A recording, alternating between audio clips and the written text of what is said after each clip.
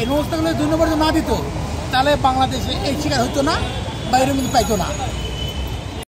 সুসংবাদ, সুসংবাদ, সুসংবাদ। ভাই সুসংবাদ একটু আগে বললেন। তাহলে দুঃসংবাদ কই? ভাই দুঃসংবাদ তো সকালে বলছেন। তাহলে কমুটা কি আমি বুঝতেছি না, তাহলে কমুটা কি? ভাই তাইলে একটা ককটেল বানায় কইয়া দেন। এই যে ককটেল, এই যে সকালে এই বলছি সুসংবাদ, দুপুরে বলছি দুঃসংবাদ, আর এখন বলতেছি ককটেল। এটা একটা দুষ্টামি করলাম, দেখ দুষ্টামিও মাঝে মধ্যে একটু একটু দুষ্টামি বলতে একটু মজা করলাম, একটু ফান করলাম। আপনারা বাইরে কিছু মনে করেন না। হাজার হাজার ভিডিও আমরা আপলোড দিছি, আর আপনাদের কতটুকু উপকার হয়েছে সেটা বিচারের দায়িত্ব আপনাদেরই। আসসালামু আলাইকুম, সোল শিকদার চ্যানেলে সবাইকে স্বাগতম।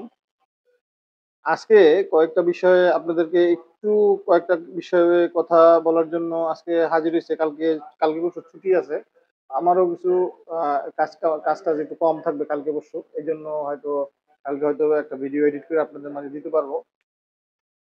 তো দেখেন, যারা নুলুস্তা ওই দেশের যারা আবেদন করে নুলুস্তা পাইছে বলতেছে ওই দেশের দালালরা, তারা কিন্তু এই দেশের আবেদনকারীদের কাছে কিন্তু নুলুস্তার কপি অনেকের কাছে পাঠায় নাই। তারা করছে ওইখান থেকেই অ্যাপয়েন্টমেন্টের জন্য মেল করে দিছে। এটা অনেক ক্ষেত্রে হয়েছে। কিন্তু এই যে আবেদনকারী আছে সে কিন্তু যদি মেইলের জবাবে যদি বিএফএস গ্লোবাল জানাই দেয় যে তোমার এটা ম্যাচ করতেছে না, তখন কিন্তু আবেদনকারী কিন্তু জানতে পারবে না যে তার নুলুস্তাটা ফেক টাকা। কিন্তু এর মধ্যে আমি আমার ইমিডিয়েট আমি কয়েকজনের সাথে কথা বলছি যারা অ্যাপয়েন্টমেন্টের ডেট নিয়ে অপেক্ষা করতেছে। তারা বলছে তাদের অ্যাপয়েন্টমেন্টের আবেদনটা ওইখান থেকে করছে, ইটালি থেকে। তো তাদের বললাম টাকা দিচ্ছেন কত, একজন বলে 10 লাখ, একজন বলে 12 লাখ, একজন বলে 7 লাখ। তারা কিন্তু জানতে পারবে না তাদের নুলুস্তাটা ফেক। তাদের তো টাকা তো দিয়ে ফেলছে অনেক। আপনি যদি ধরেন একটা কিছু ধরেন সাপোজ ধরেন আপনি যদি কাজ করার আগে যদি পারিশ্রমিক দিয়ে দেন, তাহলে কিন্তু দেখবেন যে তার সেই কাজটা করার আগ্রহ একদমই থাকবে না।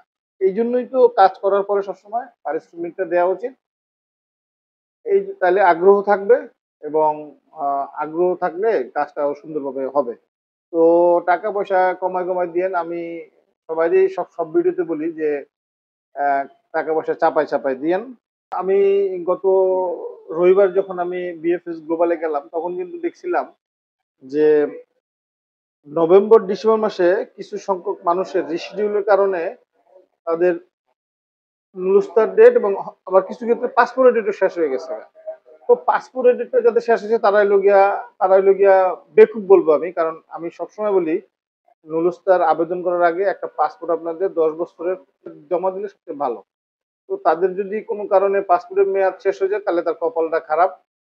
তবে কপাল খারাপ বলতেছি, তারা তারা এটা ভুল করছে।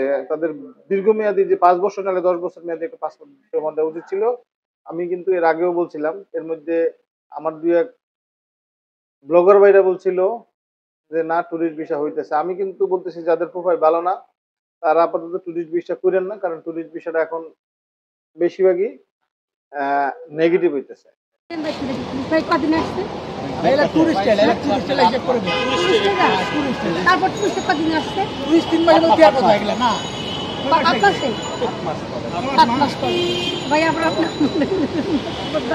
আল্লাহ বিসমিল্লাহ।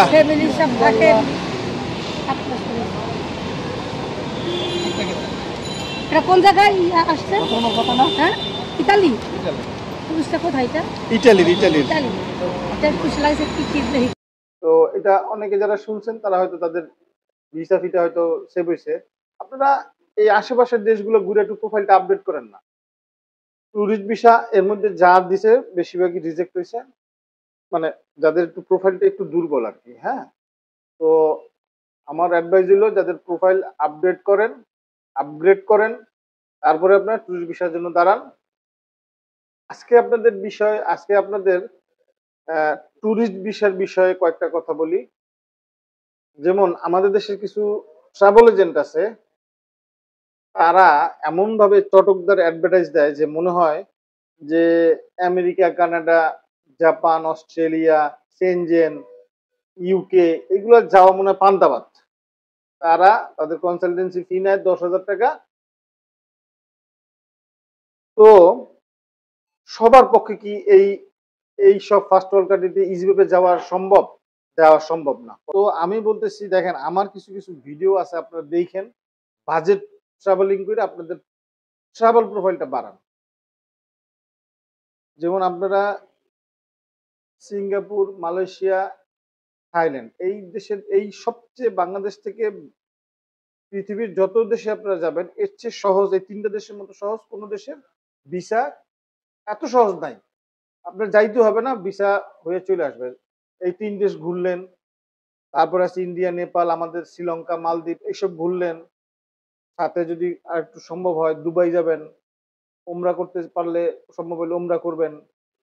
তারপরে ফিলিপাইন আছে, কম্বোডিয়া আছে, আহ, এইসব দেশে ঘুরলেন। সম্ভব হইলে আজারবাইজান, কাজাকিস্তান, উজবেকিস্তান ওই বেল্টেও গেলেন।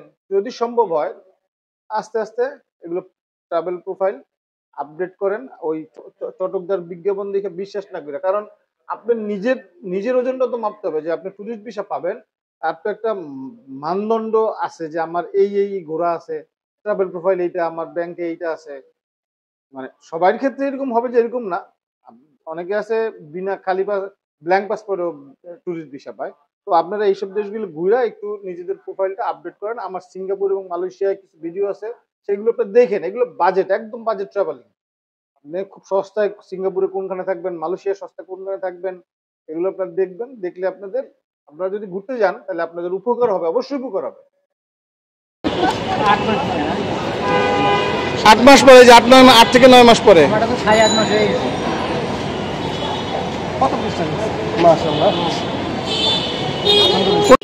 আচ্ছা, ভিসা পাইছেন তো ভালো লাগছে না? তা আমার কমেন্টস করছিলেন না, আমি রিপ্লাই দিছিলাম তো। আচ্ছা ঠিক আছে, ধন্যবাদ। কয় মাস? 8 মাস। আমার এক সাবস্ক্রাইবার ফ্যামিলি ভিসা ক্যাটাগরিতে 8 মাস 4 দিন পরে তার পাসপোর্ট ফেরত পাইলো ভিসা সহ। তো আপনাদেরকে বলতেছি আপনারাও 8 থেকে 9 মাসের মধ্যে পাসপোর্ট ফেরত পাবেন, অবশ্যই ভিসা সহ। ব্যতিক্রম 2-1টা থাকতে পারে। এই সময়ের মধ্যে আপনারা অস্থির হবেন না এবং কোনো দালালের খপ্পরে কিন্তু পড়া যাবে না, সবাই সাবধান।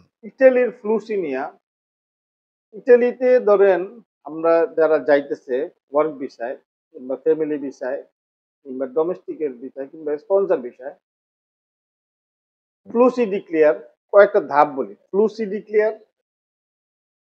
ডিক্লেয়ার পরে আবেদনের জমার পরে নুলুস্তা বাইর হওয়া, তারপরে 4 নম্বর ধাপ হলো নুলুস্তাটা দেশে আসবে। এখন তো অ্যাপয়েন্টমেন্টের ডেট নিবেন, জমা দিবেন, ভিসা পাবেন, ইটালি যাবেন। এই 8টা ধাপ, এই 8টা ধাপ আমরা এক এক কন্টেন্ট ক্রিয়েটাররা যে পরিমাণ ভিডিও দিছি, লাইভ দিছি, আমার মনে হয় যে যতজন ইটালি গেছে তার চেয়ে কয়েক গুণ বেশি আমরা ভিডিওই দিছি। তারপরেও কার কি উপকার হয়েছে, যারা আবেদন করছেন তাদের কাছে আমি বিচারের ভাগ দিয়ে দিলাম। আমারও কন্টেন্ট কিছু আছে, তো ওইরকম না থাকলেও আছে কন্টেন্ট। তো আজকে এই পর্যন্ত, দেখাবে নতুন কোনো ভিডিওতে। সেই পর্যন্ত বিদায় নিচ্ছি। আসসালামু আলাইকুম।